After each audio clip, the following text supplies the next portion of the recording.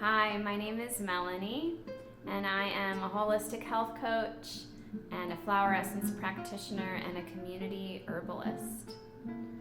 And I founded Root to Rise Wellness actually during the pandemic. I started doing it online and virtually because that's a great time to start new things. And I was really compelled to start Root to Rise Wellness to help connect people of all ages to their roots and to nature and to healthy practices through conscious community. Because the more we are connected with nature and our surroundings and everything around us, the more we're connected to the universe, the more we're connected to ourselves, and the more in balance and in harmony we live with the planet. And I think that during the pandemic, that was just such a really amazing time for us to learn how to do that. Root to Rise Wellness is about me helping others and about me educating others about all these different health and wellness topics that I've gained information on, both to help myself and to help other people deal with this buildup of toxins, digestive discomfort, and to help people understand their bodies and to digest food with ease and stay grounded and calm.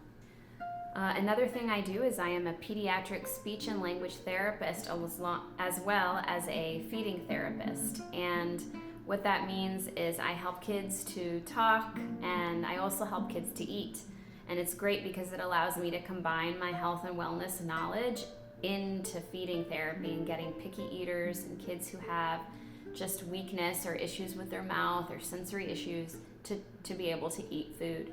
So in terms of how I've gotten here today, it's so interesting when we reflect on how we were as children and how we are today, how it's brought us to where we are today. So when I was a kid, I loved Easy Bake Ovens.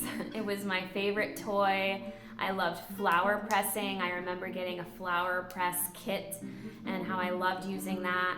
I remember loving the book Strega Nona, which is a really wonderful story about, they called her a witch, and she would do like herbal medicine making and cure, diseases and things like that.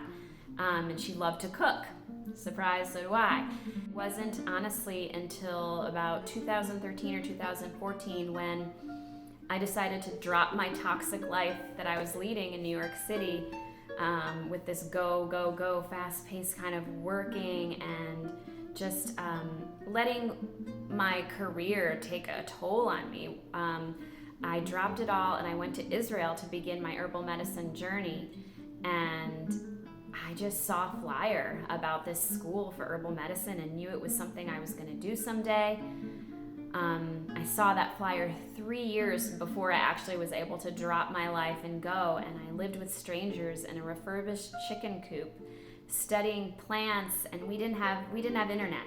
We did not have really anything but each other, and it was amazing in the field where David beat Goliath to get to know those plants and to live so naturally, and I was really happy. Like it was life-changing on so many levels and really special. So it kind of rekindled or reawakened that part of me that loves plants and loves nature.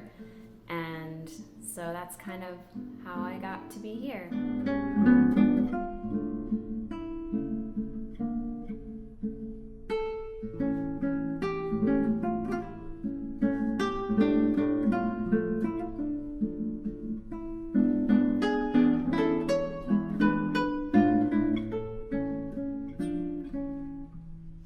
So right now what I've been doing is, my passion is education, so I've been offering lots of workshops on how to do things naturally, how to make homemade lotion that because a lot of what we buy has toxins in it, and how to create medicinal teas, and how to create medicinal ointments, how to cook with plants. I teach about plant walks where I really help people get to know the plants that are growing all around them and realize what magic they hold.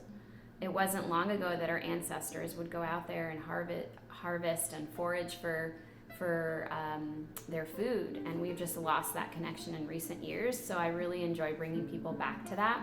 I find that a lot of the obstacles that I face that involve food and wellness include I've had this past pattern of not wanting to deal with negative emotions and brushing them away, and then they just fester and get worse, and they just stay stuck in our bodies. So learning how to process my emotions, learning how to make food more digestible, learning how to eat in a way that's calm and peaceful are all obstacles that I have, I want to say overcome, but also continue to work on myself. And it's great for me to help others because it also helps me. I'm one of you, so I deal with a lot of the same kind of issues.